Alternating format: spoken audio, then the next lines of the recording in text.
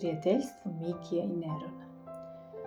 Nakon što su baka i deka udomili Nerona i Minji Neda zavolele psa i uživale u njegovom društvu, pred Neronom je bio još jedan jako bitan zadatak. Kako osvojiti Mikija, žuto-belog macana koji je do njegovog dolaska bio glavni čuvar dvorišta. Neron je volao da trči, da skače, da kopa svojim šapicama rupe po dvorištu, da sakriva svoju hranu, uzima papuče, gricka ih, jedan pravi zvrk. A nasuprot njemu, Miki je pravi oprezni mačar. Šetao je polako i pazio na svaki Neronov pokret. Voleo je da se igra, da prede. Ali sada odjednom njegovo dvorište više nije bilo samo njegovo. Morao je da ga deli sa nestašnim psom. Kad bi Neron prišao preblizu, Miki bi se kostrešio, širom otvorio oči i šištao: "Ne prilazi mi!" Ali Neron nije odustajao. Skakao bi oko njega, jurio ga po dvorištu i mahao repom, kao da kaže: "Hajde, igraj se sa mnom." Miki bi u početku bežao, skrivao se iza drveta ili na ogradi, peo u jabuku, ali Neron je strpljivo čekao i pokušavao da ga uvuče u igru.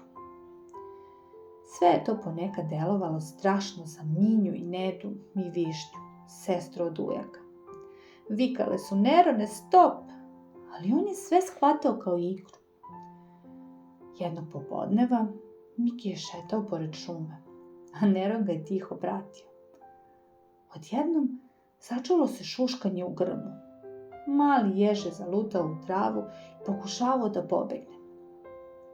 Neron je odmah počeo da trči prema ježu, veselo lajući, a Miki je skočio ispred njega, šapama štiteći malu životinju.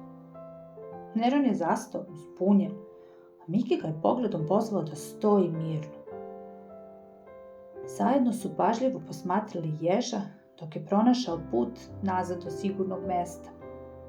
Kada je opasnost prošla, Neron je lagano njuškao Mikija i pomerio repom kao da kaže: "Hvala ti što si me naučio kako da budem pažljiv."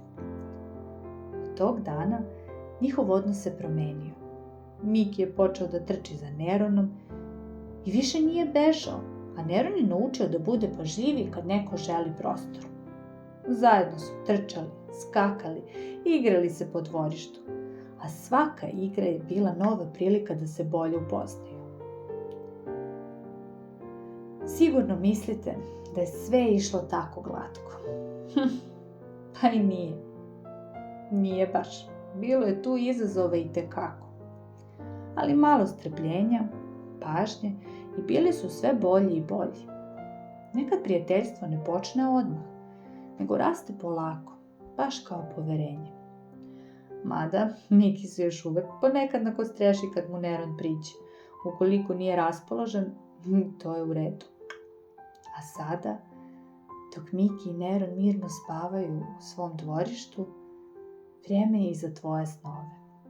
Laku noć.